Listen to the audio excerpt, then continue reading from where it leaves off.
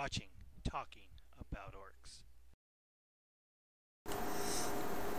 In this installment of Talking About Orcs, we're going to be going over the next unit, which is really going to be good in 6th edition, and that's going to be the Lootas. Basically, the Lootas have gained everything and lost nothing, unlike a lot of other units. So what have we gained here? Let's talk about movement first. The main change is going to affect Lootas, and of course anything that's a heavy weapon shooting unit, is that you can move models in the unit separately. So as before in 5th edition, if you move one model in a unit of heavy weapons, everybody counted as moving. It is no longer the case in 6th edition. If you move one model, that's the only one that's counted as moving. Everyone's stationary. All you do is stay in coherency. What this means is that if you're out of position by a little bit, you can move only certain Lootas and still be able to shoot effectively. And of course, if you take a lot of casualties that break coherency, you can move some models into coherency without penalty, or without too much penalty. So that's really, really cool. I think it's an awesome change just in general. Also, another quick changes, they've made it so that instead of moving at the slowest model of the unit, every model in the unit can move as fast as they can as long as you stay in coherency.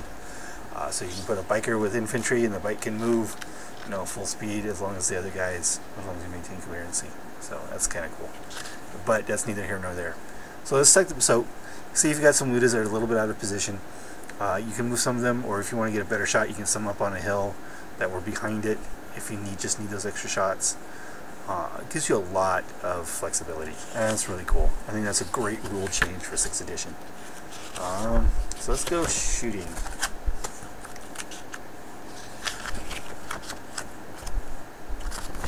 Let's talk about shooting. Shooting phase. Stupid pages.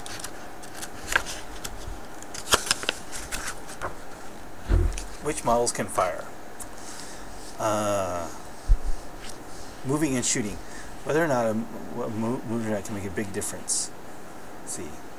The effect of movement has on shooting is applied on a model by model basis. Right here in bold, just so you know. Snapshots. Here it is. If you haven't heard about snapshots, then you must be living in a cave. But basically, snapshots are a second mode of firing for everybody that in certain circumstances you fire at ballistic skill 1. Now, with Orks, going from ballistic skill 2 to ballistic skill 1 is not a huge penalty. Is how basically what it comes out to.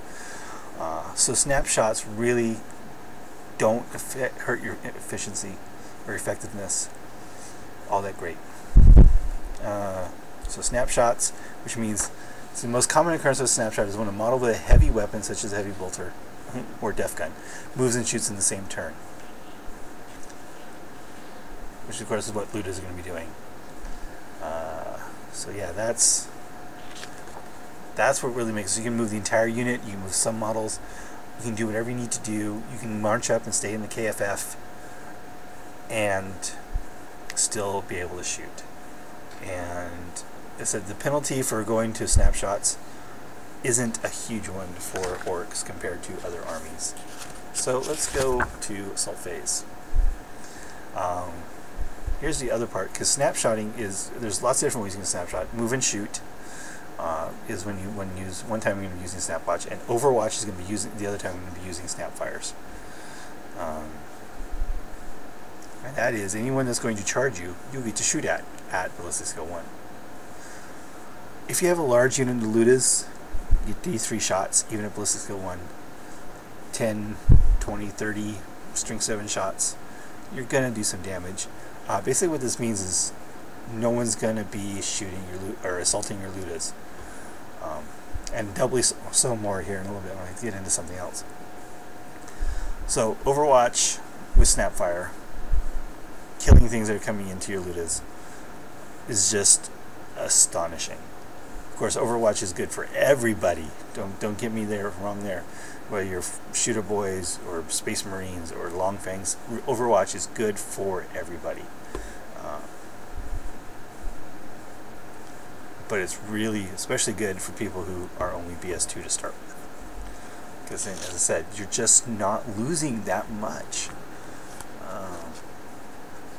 So that's great, Overwatch.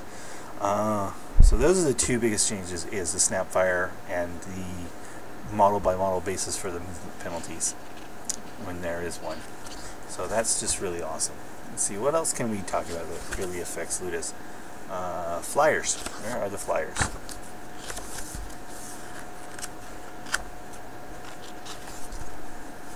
Flyers. Zooming and shooting. Hard to hit. Shots resolved at a zooming flyer can only be resolved as snapshots. Great, BS1. Let's put down 45 shots at BS1. True, you know, on average, if you do get 45 shots, you only get 7.5 hits. Most flyers are going to be AV10, AV11, a couple, like the Storm Raven and the Vendetta, are AV12. You're going to get some damage in.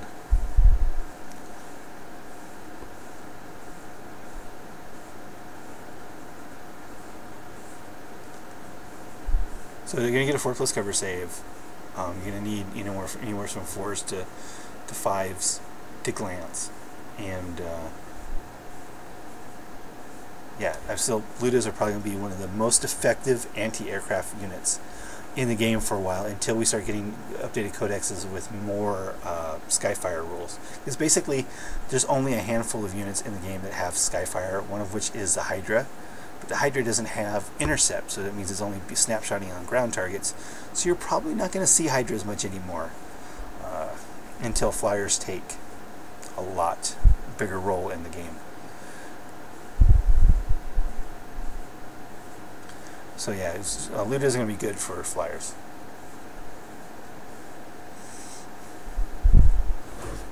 What else can we talk about for Lootas? What else do they gain that they didn't have before? Basically, we're going to talk about a rarely taken option, something that's in the codex but no one even really considers, and that is Mech Boys. I'm going to talk about Mech Boys for a second, and I'm going to tell you why I'm going to talk about Mech Boys. Let's see if I can find the reference section here. There it is, reference section. Codex Orks, right here. Mech Boy. Over here, infantry, character. Mech Boys are characters. What does that mean? Why, of course it means that they get precision shot.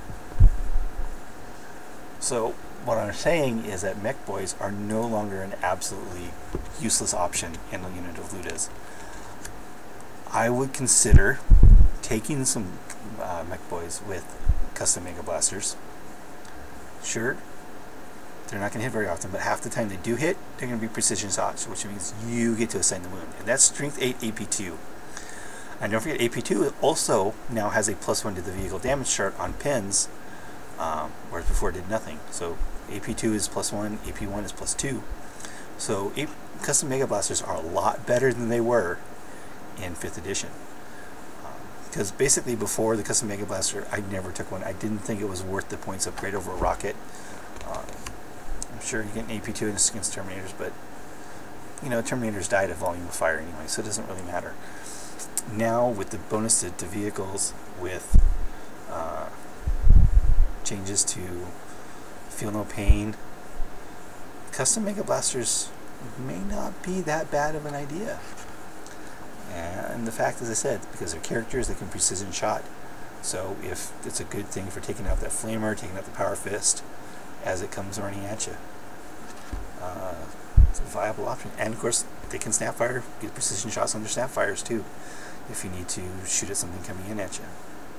Sure, it's only 24-inch range. You're probably not going to use them very often, so you're going to be taking a little penalty. And that way, you can also move the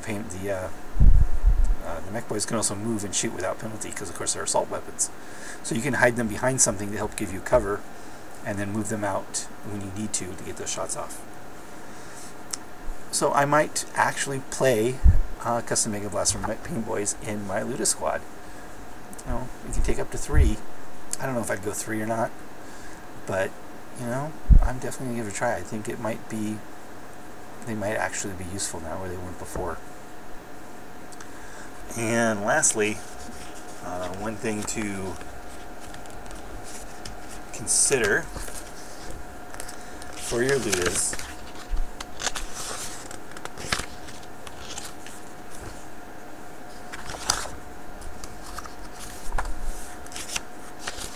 which you probably might not consider for anything else.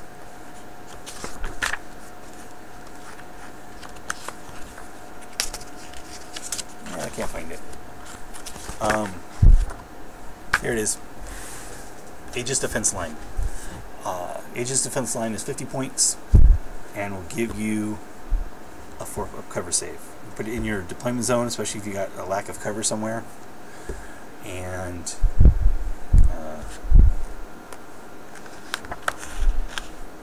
give you a 4+ cover save, which most things won't. And it's only 50 points. 50 points for, what is it, 4 big sections and 4 short sections of Aegis Defense Lines. Aegis Defense Lines is actually pretty easy to get to because most people bought some for Hydra conversions, so they have all these lying around, just minus the quad gun. And I don't know if I'd buy any guns for them, but for 50 points, I would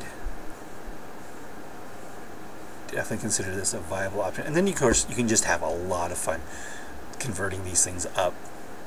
I know I made a train piece a long time ago for one of Train Noob's challenges, and I just had a couple of pieces that I just beat the crap out, cut up, bullet wounds, patches, rivets, all kinds of, lots of rust, all kinds of cool stuff. And you could just go hog wild, or just use the Orc Barricades kit that GW makes. You can get that and call that your Aegis Defense Line. I think that would work out well. I'm surprised I don't have that in here. I only have the Imperial terrain in here. There's actually non-Imperial terrain. There's not much of it, but there is some. And the Orc Barricades is one of them. So that would be something you could actually buy. For loot, I probably wouldn't get them for anything else, but for Lootas, I think this would make an excellent Battlefield Breeze. Defense lines. Defense lines, all the same rules for barricades and walls, except the unit goes ground behind the defense line gains +2 cover save rather than +1. Oh, I almost forgot. Going to ground. You can snap fire when you go to ground. Unbelievably. I read that and I was like shocked. The downside is that when you're fearless, you can't go to ground at all. So Lootas squads that are 11 or more can't go to ground. But you know, you're behind a Aegis Defense Line, gives you 4+ cover save, and you can go to ground, get a 2+ cover, gives you 2+ cover save, 2+ cover save on the defense line if you're behind it, and you can still snap fire. Once you're not fearless, of course, you have to be 10 models or less for Orks, because of the fearless units can't go to ground. But I'm just like, that's insane. I can shoot at ballistic skill 6 and still get a 2+ cover save for 50 points. It's definitely something to consider. Definitely something to consider. So that's pretty much covers Lootas. Lootas are going to be absolutely insane. You're probably not going to see a lot of vehicles anymore, just in general, because the vehicles are going to are a lot weaker, and I think it probably took a little bit too extreme on the vehicle damage. You almost basically double the hull points on vehicles, and I think it would be probably better off. But anyway, that's all I got to say about Lootas. They're definitely, I would consider, almost a must-take in this edition. Oh, one more thing. I almost forgot. I can't believe I forgot this very, very important part.